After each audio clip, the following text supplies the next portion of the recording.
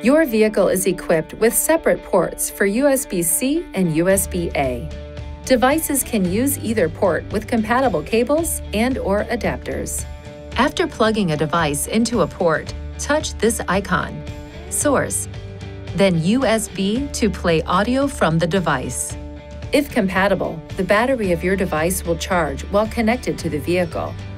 Additional USB ports are located on the rear of the center console, if so equipped. These are used for charging only and do not interface with the vehicle's audio system. Please see your Nissan Connect Owner's Manual for important safety information, system limitations, and additional operating and feature information.